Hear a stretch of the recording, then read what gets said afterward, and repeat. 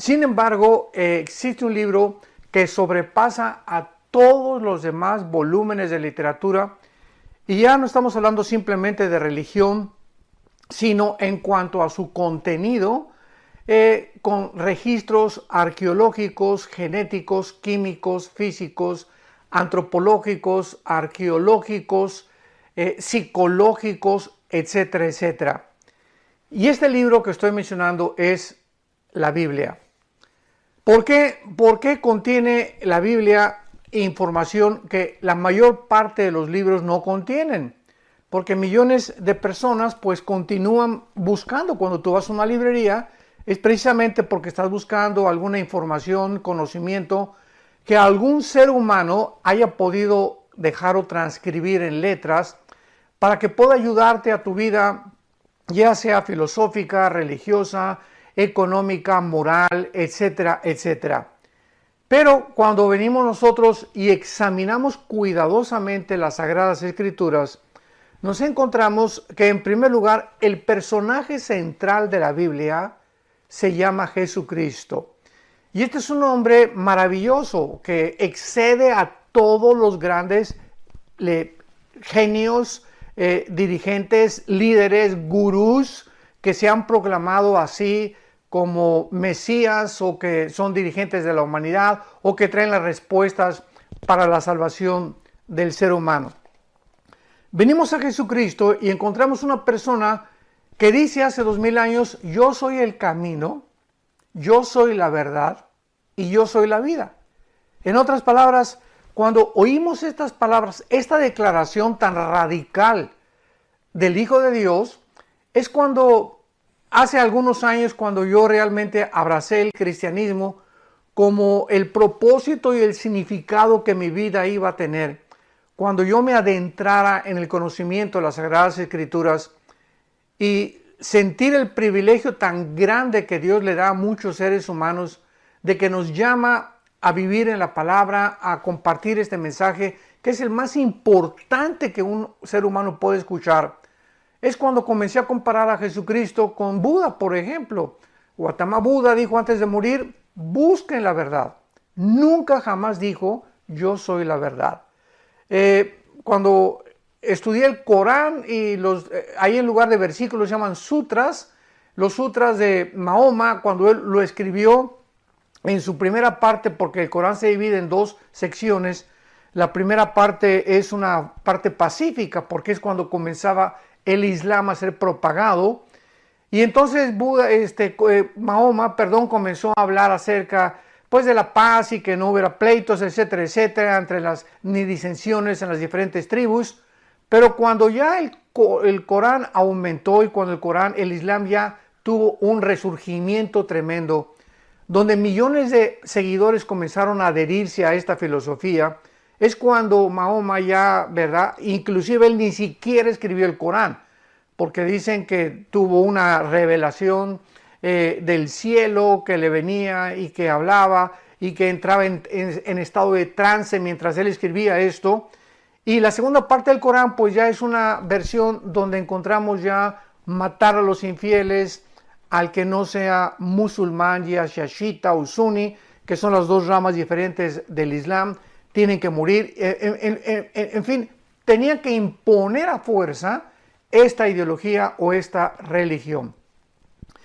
Y lo más asombroso de todo es que este hombre llamado Mahoma pues tuvo relaciones con una niña de 10 años, se casó con una niña de 10 años, después se casó con una señora muchísimo mayor que él, etcétera, etcétera. Entonces, cuando encontramos nosotros el origen de los libros, entre comillas, sagrados, podemos deducir realmente qué validez le podemos dar a estos personajes, qué validez le podemos dar a los escritos que ellos supuestamente nos heredaron, para poder realmente asimilarlos, examinarlos detenidamente y formarnos un criterio donde podamos determinar si esto es válido, si no es válido, o de qué forma este libro supera a este otro libro.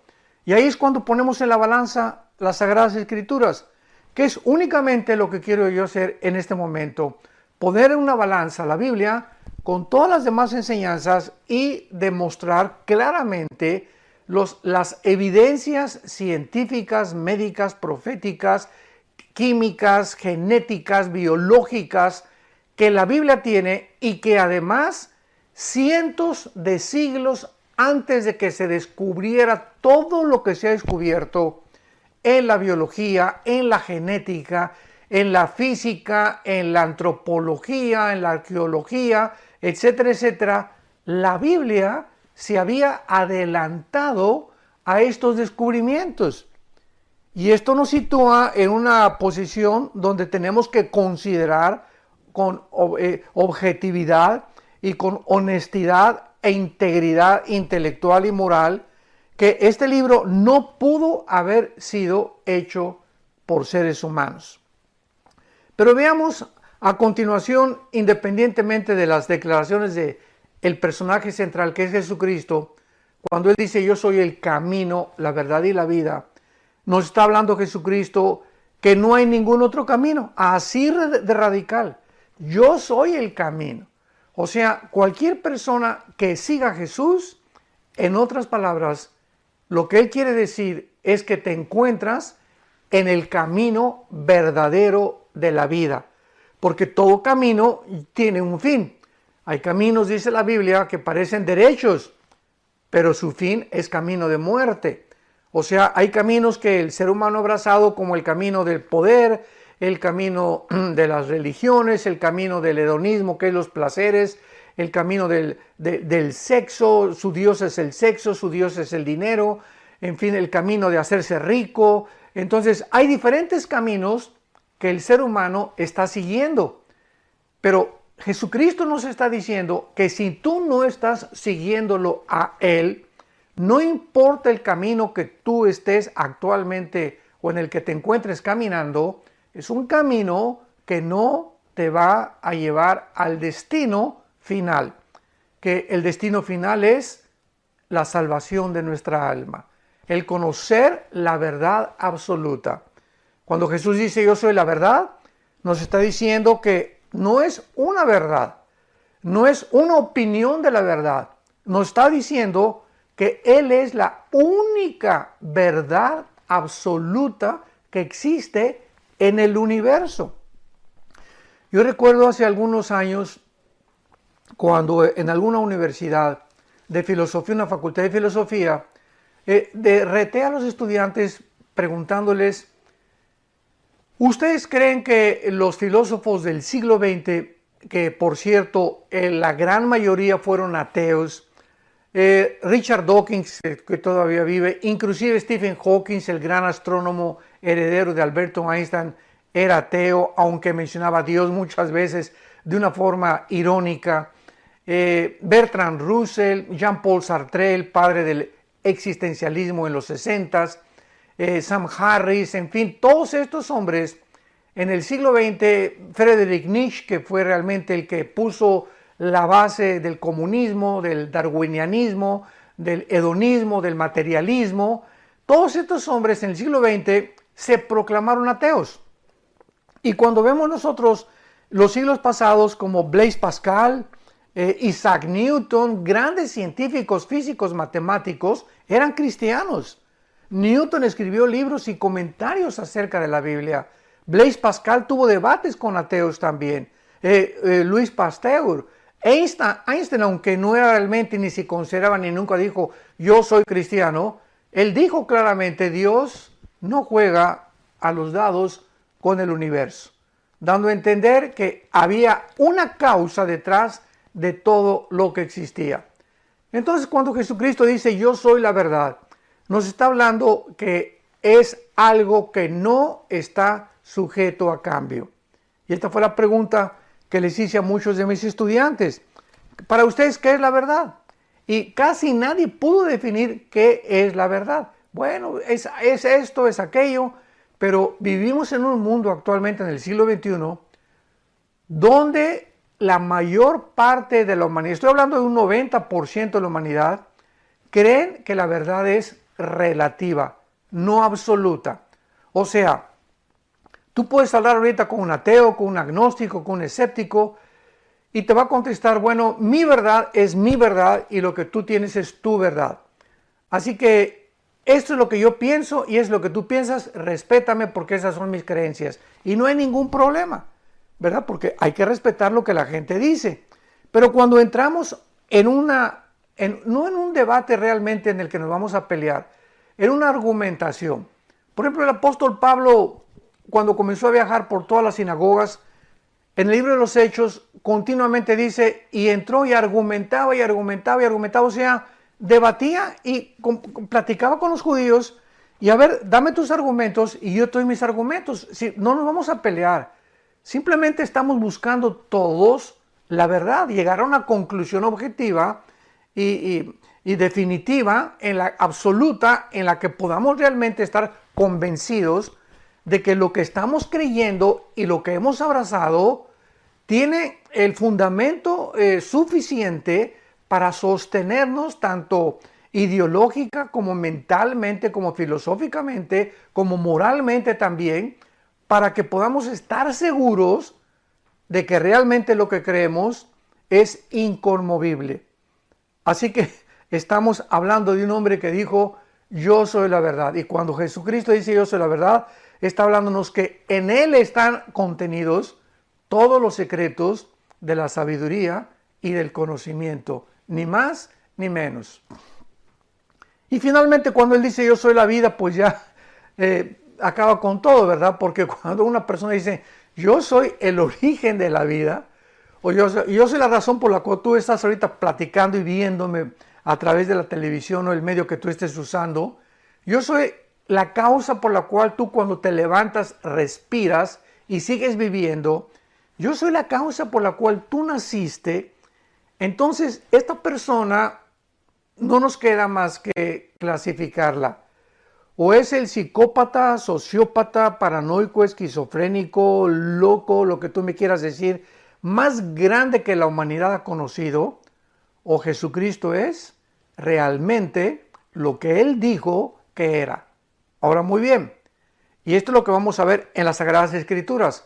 Si Jesucristo es realmente lo que Él dijo que era, y las Sagradas Escrituras respaldan exactamente lo que Jesucristo dijo que Él era, pues nos quedamos ante un dilema en el cual tenemos que escoger de una forma honesta, vuelvo a repetir, si lo seguimos o lo seguimos considerando simplemente un gran maestro de moral, un gurú, uno más de los filósofos, etcétera, etcétera, o realmente Él es lo que dijo ser, el Hijo de Dios, que bajó hace 2000 años, que fue crucificado, enterrado y resucitado a los 3 días, para demostrar con su resurrección que verdaderamente todo lo que Él dijo acerca de su persona, acerca del cielo, acerca del ser humano, acerca del destino final del ser humano, acerca de la razón por la cual existimos, acerca de los misterios que aún no entendemos, ¿por qué no los podemos entender? Entonces verdaderamente es cuando tenemos el dilema que acabo de mencionar, de que tú vas a decidir seguirlo o seguirlo considerando uno más de los grandes maestros y filósofos. Y Él no nos deja esta última opción o decisión, porque, vuelvo a repetir, Él es realmente el Hijo de Dios y tenemos que considerar que el destino final de nuestra alma, cuando muramos, va a depender ahorita de tú que estás escuchando estas palabras, lo que tú sigas pensando acerca de la persona de Jesucristo. Muy bien. Veamos y examinemos algunas de las evidencias irrefutables, innegociables acerca de lo que se llama la Biblia o también como se le conoce como la palabra de Dios. En primer lugar, la Biblia es el primer libro que fue escrito en la imprenta de Gutenberg. El primer libro que fue escrito en la imprenta de Gutenberg, impreso en 1455, y se le llamó la Vulgata Latina. Vuelvo a repetir, es el primer libro que se imprimió el primero que se imprimió de todos los billones de volúmenes que existen en la historia, en la imprenta de Gutenberg, en 1455, y se le llamó la Vulgata Latina, y fue traducida por un monje llamado Jerónimo en el año 435 aproximadamente después de Cristo. La Biblia no solamente es el primer libro que ha sido impreso en la historia del ser humano, y aquí deducimos, ¿verdad? Tenemos que concluir claramente que a Dios le interesaba que cuando el ser humano comenzara a llevarse a sus manos libros, el primero que pudiéramos nosotros considerar es la Biblia. Entonces, la Biblia es aparte el libro más traducido, más vendido, a más dialectos y a más lenguajes que cualquier otro libro que tú me puedas mencionar. No existe ningún volumen de literatura más vendido, más traducido a más lenguajes y a más dialectos que la Biblia.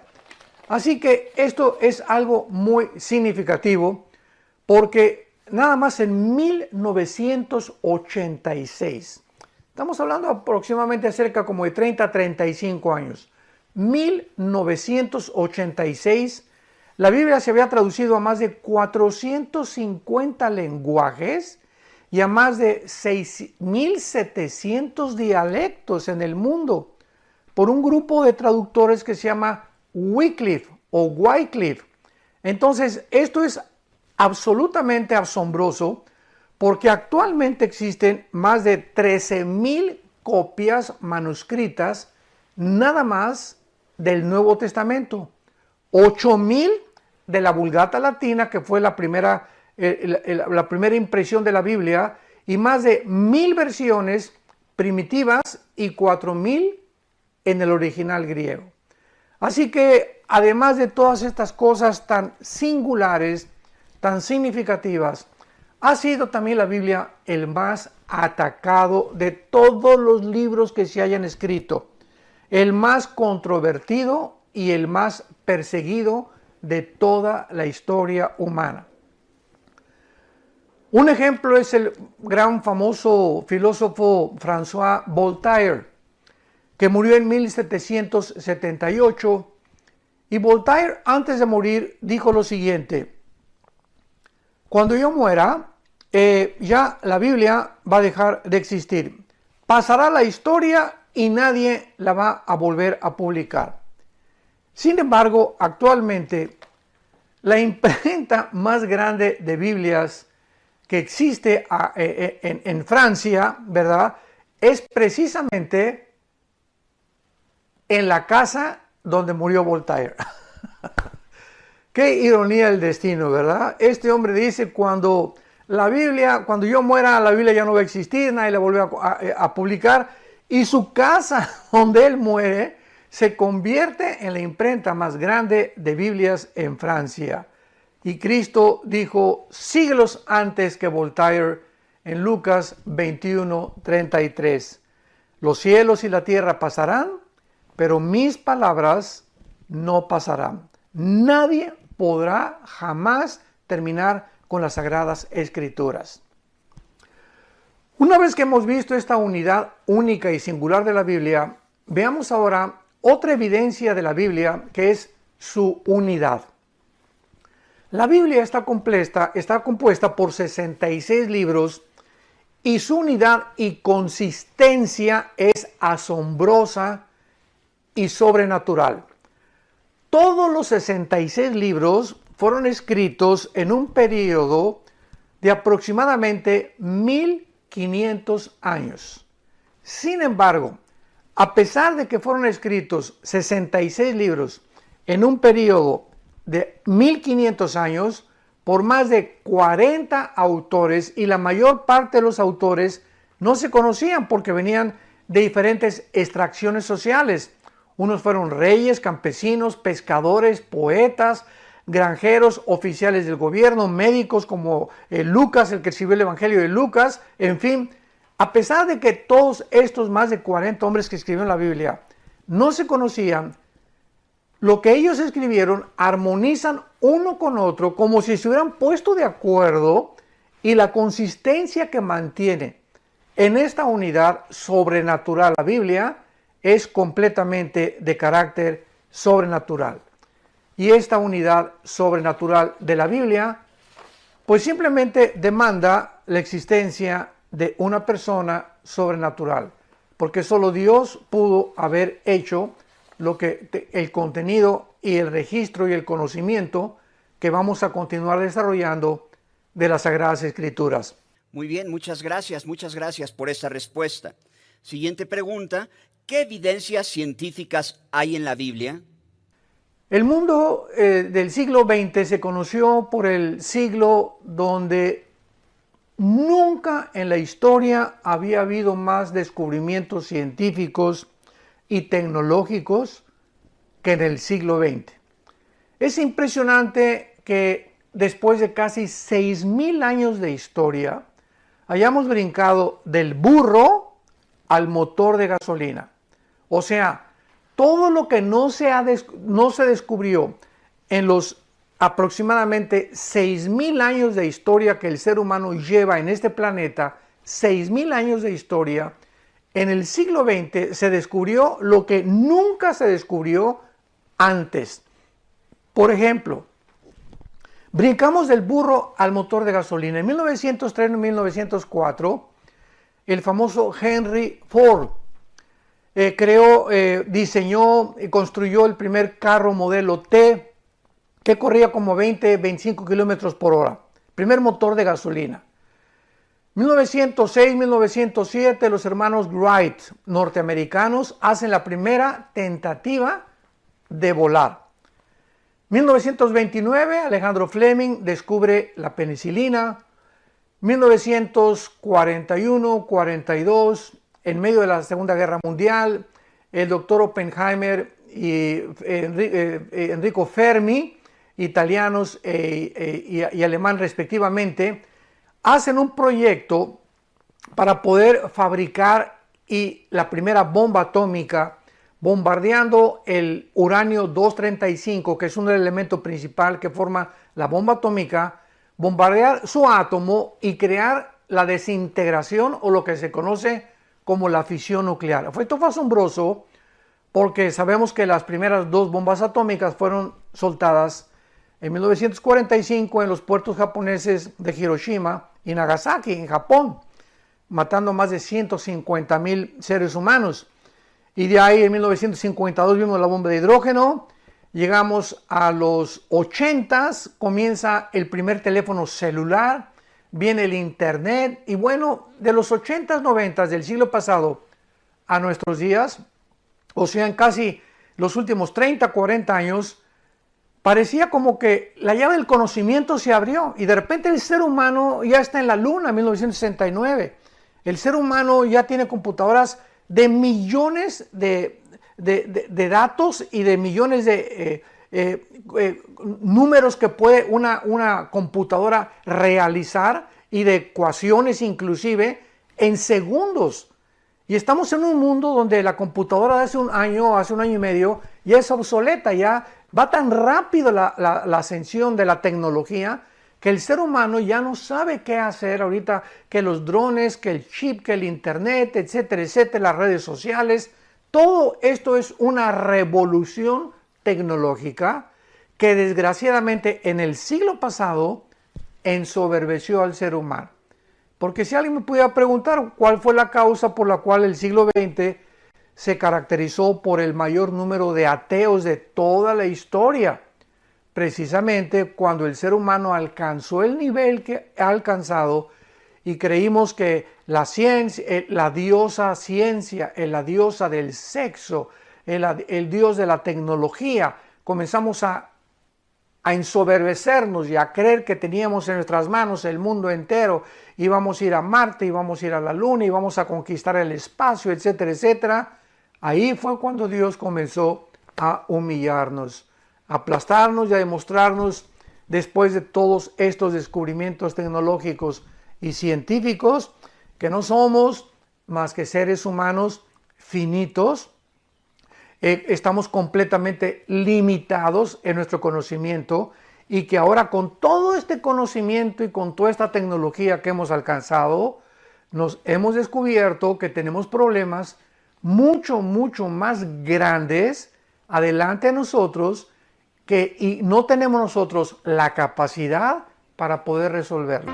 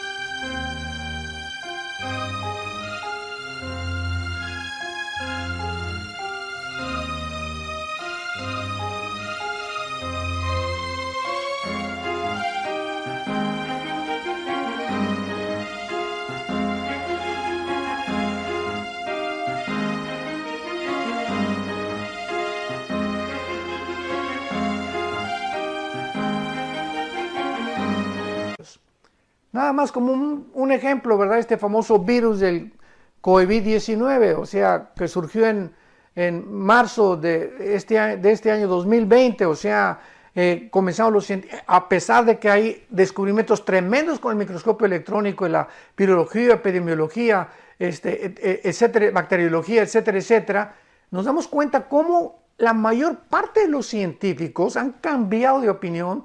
No, pues creo que es esto, creo que el origen es aquello, creo que esta es la solución, creo que esta es la medicina, etcétera, etcétera. No llegamos a conocer todavía su contagio verdadero, que si es a 1 metro, que si es a 2 metros, que si flota en el aire, que si es a través de la ropa. Es impresionante la ignorancia que aún tenemos del mundo microscópico. Esto es solamente un botón de muestra para darnos cuenta que no somos dioses. No somos dioses, no tenemos todo el conocimiento absoluto. El conocimiento absoluto le corresponde a Dios. Estamos limitados y necesitamos a Dios desesperadamente y la comunión que Cristo nos vino a traer para que podamos comprender realmente aquello que nuestra mente limitada no puede todavía asimilar ni absorber, se ha revelado mediante la Biblia. Muy bien. Dentro de las evidencias ahora científicas de la Biblia, abrimos la Biblia en la primera página, el libro del Génesis, y encontramos en la primera página de la Biblia el orden exacto de la creación, tal como la física, la biología lo afirman y lo confirman y están de acuerdo en ella. Por ejemplo, en los primeros 23 versículos de la primera página de la Biblia, describen el orden perfecto de la creación. En el primer día, dice la Biblia que fue la luz. En otras palabras, el espectro electromagnético que rodea a la Tierra. Vean ustedes, detrás de toda esta revelación lo que se encuentra, o sea, el Dios que creó el universo y el planeta Tierra es como cuando tú, por ejemplo, te casas. ¿Qué pasa cuando tú te casas? Bueno, pues preparas tu nidito de amor, ¿verdad? Tu departamento, tu casa, tu refrigerador, por lo menos tu cama, las cosas esenciales para que lleves ahí a tu novia. Entonces, Dios como un novio de nosotros, ¿verdad? Como si fuera un novio o como estuviera preparando algo para la creación que hizo Dios tan maravillosa al habernos dado el privilegio de ser creados a su imagen y semejanza, tenía que preparar el mundo antes de ponernos en este planeta. Y aquí vemos la mano de la providencia divina y el poder impresionante y el amor de Dios. Entonces Dios tenía primero que si iba a comunicarse con nosotros, que crear un espectro electromagnético, porque para ustedes que no saben qué es esto, o es un término físico, el espectro electromagnético es la capacidad que existe alrededor del planeta Tierra para que tú y yo podamos hablar y nuestra voz viaja en ondas.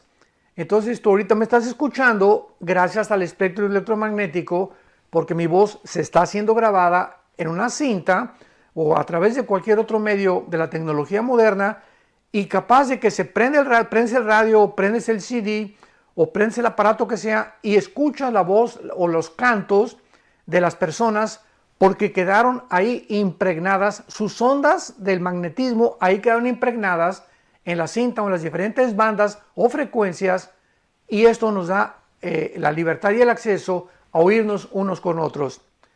Para que me vayas entendiendo, si nos salimos de la atmósfera del planeta Tierra, allá en la Luna no te puedes comunicar con nadie. Si nos vamos, mi esposo y yo a la Luna, yo le digo, oye Marta, no me va a poder oír, porque ya saliendo de la atmósfera ya no viaja la voz en ondas, y la luz igual, ¿verdad? La luz viaja también en ondas, a miles de kilómetros por segundo, etcétera, etcétera. Entonces, el espectro electromagnético es el que hace posible la comunicación entre nosotros sin que necesitemos un micrófono, o a menos que sea un auditorio grandísimo, pues claro que amplificas tu voz. Pero primero Dios puso el espectro electromagnético porque Él nos estaba dando el mensaje que lo más importante era que cuando descubriéramos que Él es nuestro creador y sustentador, el Dios que dio a su Hijo Jesucristo y que nos amó de tal manera para que si creyéramos en su Hijo no nos perdiéramos, mas tuviéramos la vida eterna, ese Dios pudiera comunicarse con nosotros y nosotros comunicarnos con Él a través de la oración. Es cuando nosotros oramos, cuando nosotros estamos transmitiendo, estamos nosotros de alguna forma maravillosa, como el incienso en el Antiguo Testamento subía, dice la Biblia que era un tipo de la oración en el Antiguo Testamento, y subía con un olor agradable a Dios. Así nuestras oraciones, dice la Biblia, son el gozo de Dios. Nuestras oraciones suben, esas ondas que emitimos, ¿verdad? Suben de alguna forma misteriosa hasta el tercer cielo, traspasan la atmósfera y llegan a la presencia de Dios. Y entre nosotros también podemos transmitirles, y tú le puedes decir a tu esposa, te amo, ella te puede decir, te amo, a tus hijos, los amamos, etcétera, etcétera. Y cuando nos comunicamos, estamos manifestando algo, un don que Dios nos ha dado para poder no solamente comunicarnos entre nosotros, sino también comunicarnos con Dios. Entonces, esta es la razón por la cual Dios hizo en primer lugar la luz. Ahora lo vamos entendiendo. En segundo lugar, hizo el firmamento todo alrededor. En otras palabras, dice la Biblia que Dios separó las aguas y creó el firmamento, o el espacio exterior que está fuera de la atmósfera, porque Dios tenía que poner leyes cósmicas antes de ponernos a nosotros aquí en la tierra. ¿Cuáles son esas leyes cósmicas? Bueno, la ley de la gravitación, la ley del electromagnetismo, como ya lo vimos, la ley de la fuerza nuclear fuerte y la fuerza nuclear débil, etcétera, etcétera. Y gracias a estas leyes cósmicas que rigen el universo, existe la ciencia. Porque los científicos no podrían de ninguna manera adentrarse en la observación, porque es lo que hace un científico.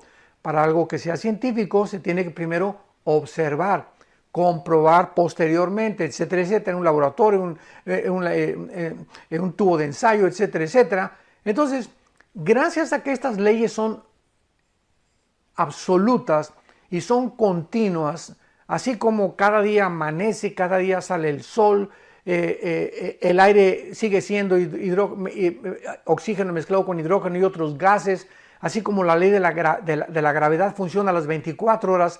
Estas leyes, porque funcionan de una forma continua y consistente, existe la ciencia, existe la astronomía, existe la primera ley de la termodinámica, etcétera, etcétera, que son las que rigen todas las demás ciencias que existen. Entonces, Dios creó estas leyes cósmicas antes de ponernos en el universo. En tercer lugar, creó la tierra y el mar. No podía Dios ponernos en un planeta donde no hubiera agua, ni tampoco hubiera tierra. Vemos en cuarto lugar que Él crea el sol, la luna.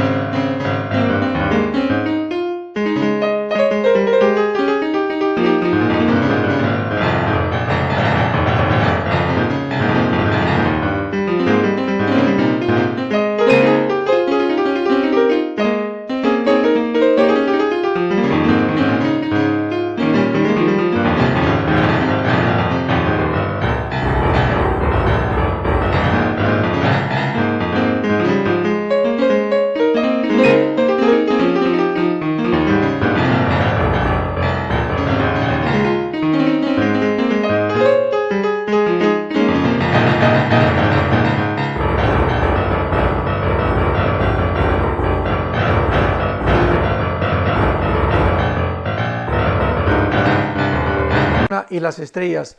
Pero perdón, aquí hago una corrección.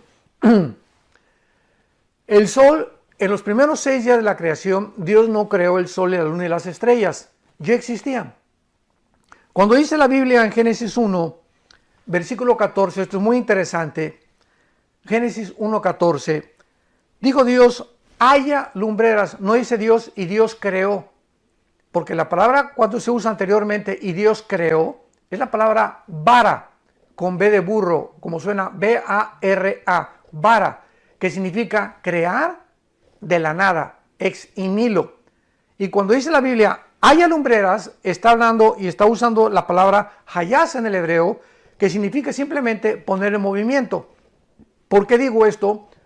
Porque el sol y la luna y las estrellas, antes de que Dios recreara la creación, que esta es otra conferencia que vamos a dar en la historia del mundo preadámico, donde la Biblia dice que antes que nosotros ocupáramos el planeta, lo ocuparon los ángeles antes que nosotros. Había ángeles aquí en este planeta. Lucifer fue creado aquí en este planeta antes que nosotros. Hubo una rebelión angelical y el mundo se entenebreció, quedó bajo el agua, etcétera, etcétera. Y Dios, a partir del versículo 13 del Génesis, comienza a recrear, a volver otra vez a formar a una nueva especie que somos los seres humanos, creados a su imagen y semejanza. Pero el sol y la luna ya existían en el mundo anterior. Simplemente dejaron de tener movimiento, se apagó el sol, se apagó la luna y Dios volvió otra vez a decir, haya otra vez el movimiento del sol y la luna, porque recordamos que la luz fue creada en el primer día. Entonces, esa luz que fue creada en el primer día no era la del sol y la luna, como ya lo acabamos de ver, porque hasta el versículo 14, Dios pone en movimiento el sol y la luna. Muy bien. ¿Están aprendiendo algo? Ojalá que sí. A mí me encanta compartir y estudiar de veras. Es un deleite y un privilegio para mí el que Dios me permita enseñar la palabra de Dios. En el quinto día, Dios, ahora sí, crea los peces y las aves. Y lo vemos claramente en el versículo 20 del Génesis 1. Dijo Dios, produzcan las aguas seres vivientes. Dios saca de las aguas a los peces, o sea, del material que los hizo. ¿Por qué? Para que pudieran ellos tener un sistema de branquias que no tenemos nosotros, y a nosotros que nos hace de la tierra, lo vamos a ver después, ¿verdad? Dios agarra el polvo de la tierra, que tiene los 19 elementos químicos y los 4 gases que tiene el cuerpo humano. ¿Sí me escuchaste? Del elemento que Dios nos formó, que es la tierra, que tiene 19 elementos químicos y 4 gases, son los 19 elementos químicos y los 4 gases que tenemos los seres humanos. Así que cuando Dios hace algo, a los peces los hace del agua, porque es en el agua donde ellos van a tener su hábitat. Entonces tenían que tener un cuerpo especial diferente al de nosotros. Al de nosotros nos hace de la tierra, y la tierra, lógica y forzosamente, tiene que producir manzanas, sandías, higos, lechuga, vegetales. Todos los elementos que están a nuestro alrededor fueron creados por Dios y puestos para alimentar un cuerpo que fue también formado de la tierra. Entonces la tierra produce frutas, vegetales, etcétera, etcétera, y es precisamente lo que la tierra produce lo que nos tenemos que comer. Y esta es la razón por la cual en el siglo que nos encontramos, el ser humano se ha adelantado a Dios, ha violado las leyes de Dios y hemos comenzado a fabricar alimentos de nosotros con compuestos químicos. Tú compras una lata de... Is nothing without you. I hope that my sunshine always be with me. You complete me and my being. Your smile cultivates my heart. I am so not me when you look at me.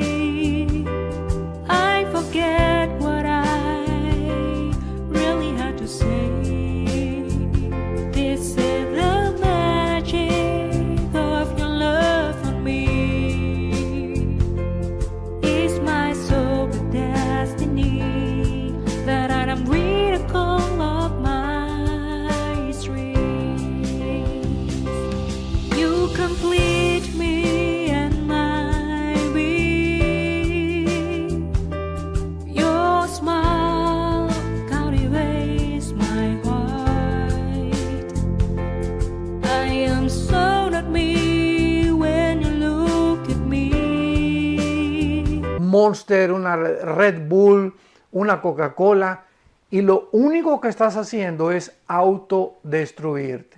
Estás atentando y violando algo que Dios hizo porque estás ingiriendo y metiéndote a tu cuerpo veneno puro. Y esta es la razón, pues, por la que también muchas personas no tienen un sistema inmune o inmunológico lo suficientemente fuerte para poder enfrentar la guerra bacteriológica, virológica, etcétera, etcétera, y son expuestos y son personas más sensibles o más vulnerables a enfermarse más rápidamente que otras personas. Entonces, es importante que nosotros veamos esto y vemos también nosotros en final lugar que Dios hizo en el sexto día los animales y el ser humano. Entonces, este orden, el primer día la luz, el firmamento, la tierra y el mar, el sol, la luna y las estrellas, los peces y las aves, y en último lugar, los animales, y la culminación de su creación fue el ser humano. Va a ser muy importante que continuemos con este estudio maravilloso. El próximo sábado, en la serie de preguntas y respuestas, vamos a ir adentrándonos en todas estas evidencias científicas maravillosas que cuando ya las examinamos con un microscopio, ¿verdad? Y detenidamente y de una forma objetiva y honesta, podemos descubrir lo maravilloso que es la creación de Dios y el Dios que hizo de los cielos y la tierra y todas las cosas que en ella existen. A nosotros nos dio el privilegio de ser diferentes a todo lo que Él creó, a los animales, a las aves y a los peces, porque nos creó a su imagen y semejanza, para que tú y yo pudiéramos tener contacto con Él a través del Espíritu, de lo cual hablaremos en el próximo estudio. Que Dios los bendiga y acuérdate que la palabra de Dios es viva y eficaz y más cortante que toda espada de dos filos, porque mis palabras no hay nada perverso ni malo en ella, dice la Biblia. Todas ellas son lógica y tienen conocimiento, y para los que han alcanzado la sabiduría pueden descubrir las maravillas que Dios tiene en la persona de su Hijo Jesucristo, quien dio su vida por ti y murió en la cruz para que tú pudieras también comenzar tal vez desde este momento a tener comunión con Él.